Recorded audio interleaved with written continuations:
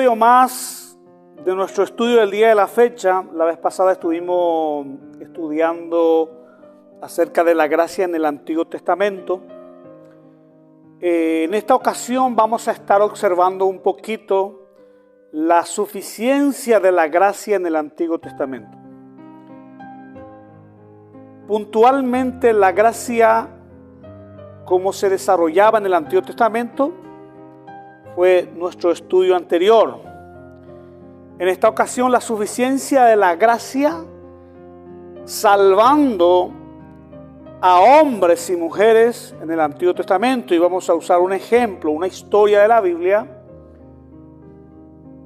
para dar a entender que la justificación, la salvación, el darnos una oportunidad para que formemos parte de esta gran salvación, siempre tiene que ver con la gracia de Dios. La salvación por gracia y por la fe. Quiero mostrarle una historia relatada, acontecida en el Antiguo Testamento. Encontramos en Génesis capítulo 40, al versículo 1, y quiero hablarle de dos personajes que nos va a dar el ejemplo sencillo y claro para poder entender que cómo Dios justifica, cómo Dios salva, con qué medio, tanto en el Antiguo Testamento como en la era apostólica. Génesis 40, versículo 1, dice: aconteció después de estas cosas que el copero del rey de Egipto y el panadero delinquieron contra su señor, el rey de Egipto, y se enojó Faraón contra sus dos oficiales, contra el jefe de los coperos y contra el jefe de los panaderos, y los puso en prisión en la casa del capitán de la guardia, en la cárcel donde José estaba preso. Es una historia sencilla que no vamos a ahondar en detalles, pero quiero usar como figura principal a estos dos personajes para mostrarles la gracia de Dios salvando en el Antiguo Testamento. Encontramos ya acá que delinquieron en contra de su amo, en este caso el faraón, y lo metió preso a los dos, al copero y al panadero, dice Génesis capítulo 40, versículo 1.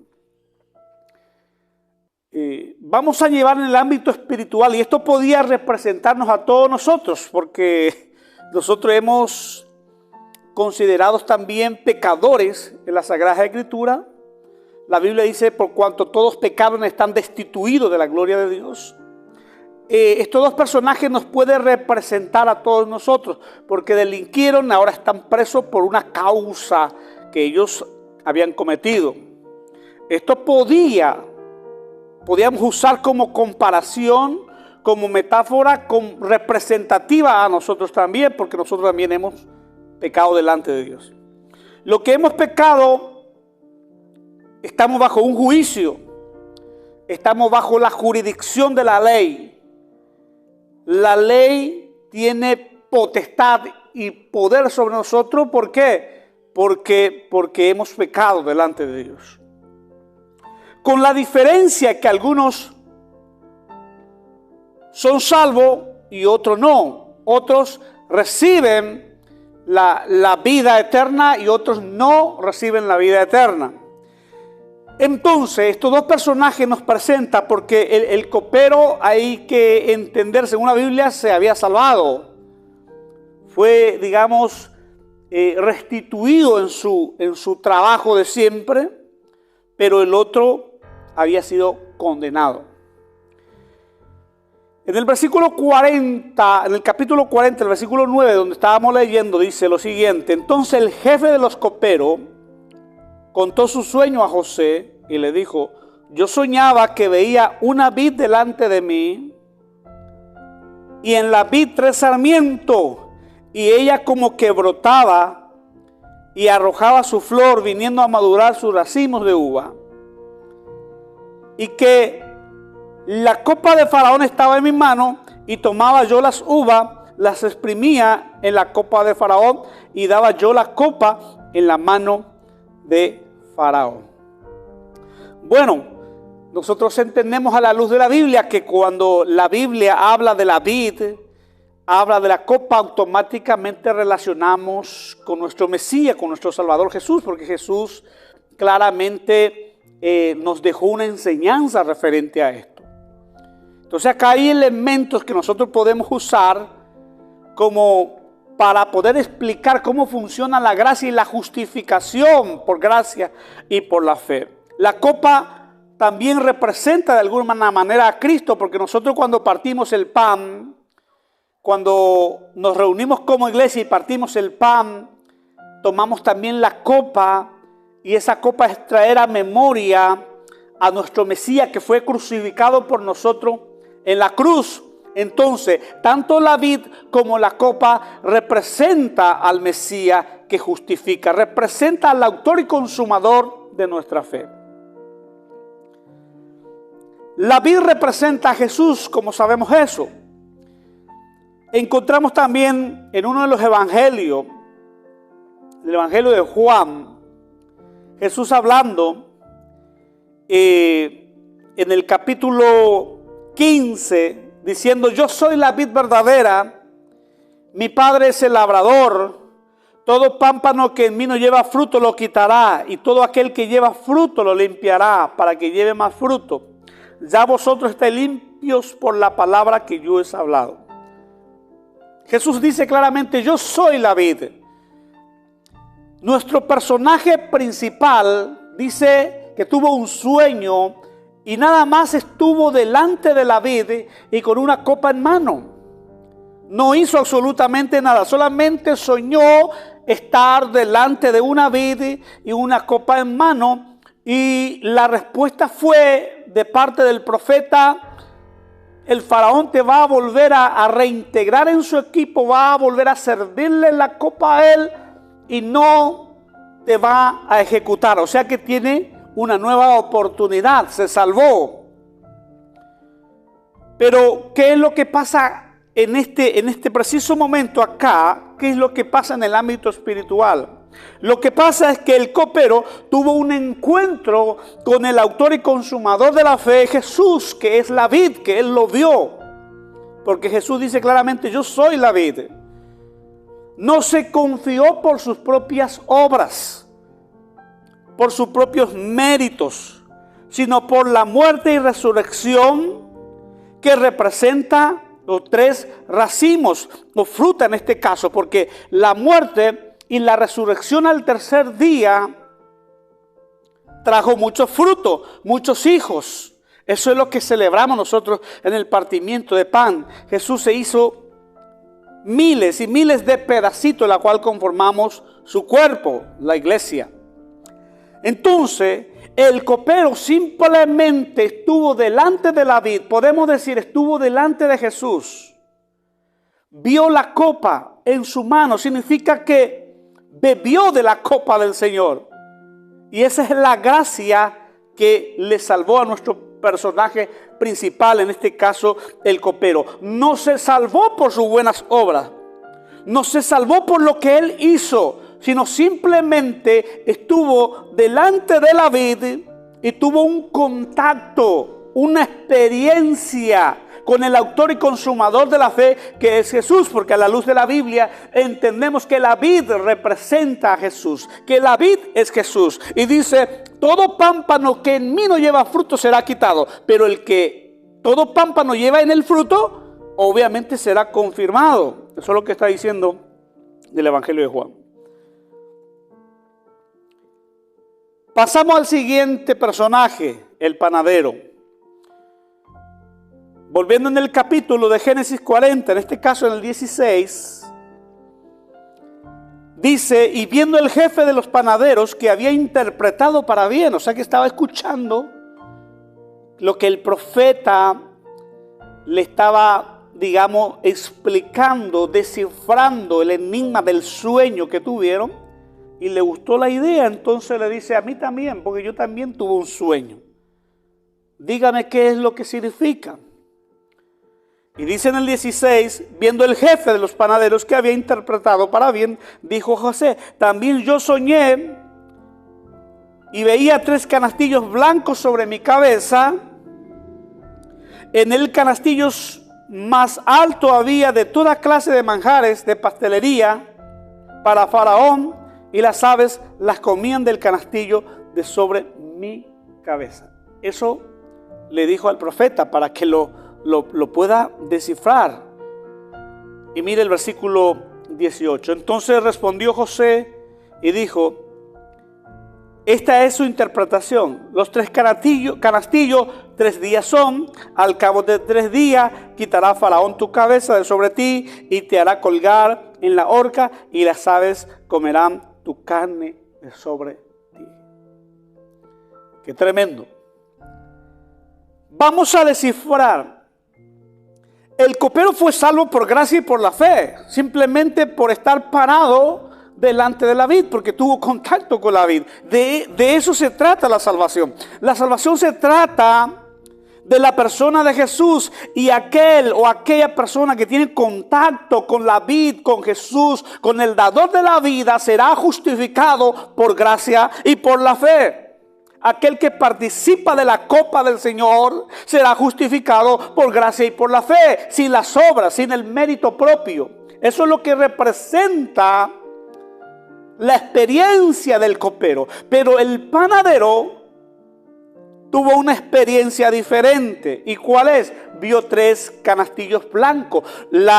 El color blanco siempre se acerca, se aproxima al evangelio, a la obra de Dios. Sí.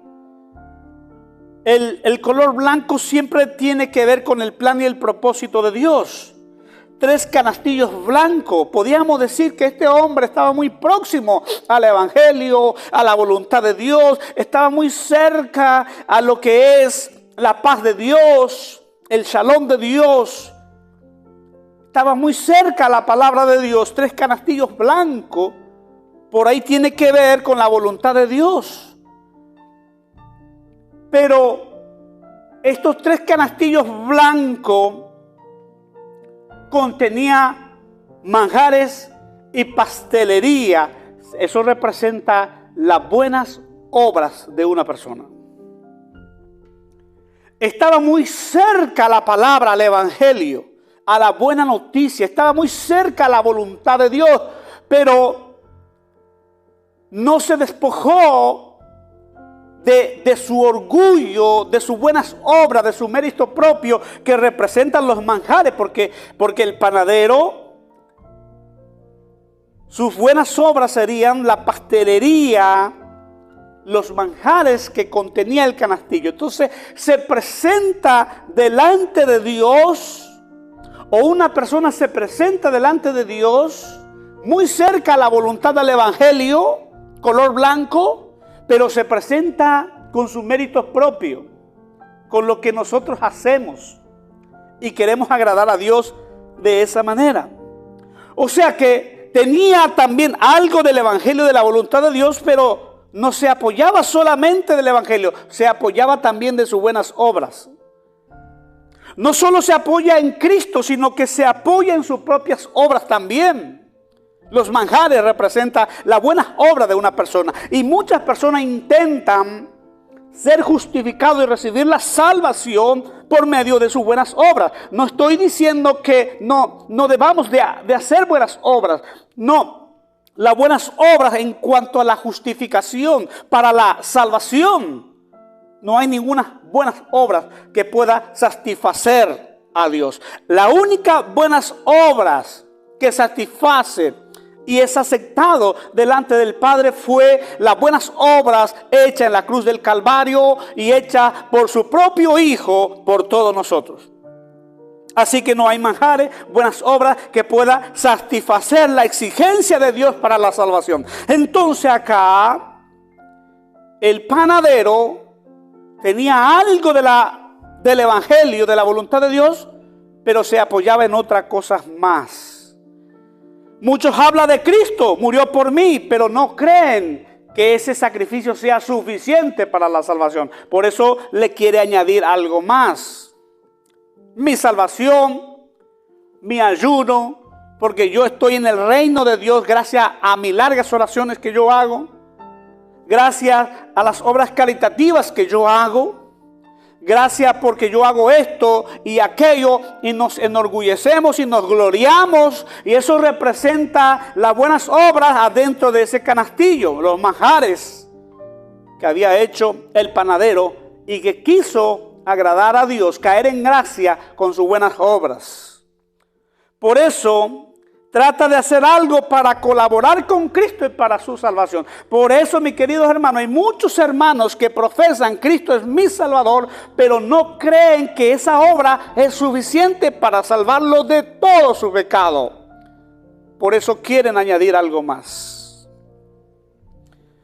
Por ejemplo, Lucas 18:9, parábola del fariseo y el publicano, Jesús lo enseña y dice: a unos que confiaban en sí mismos como justos.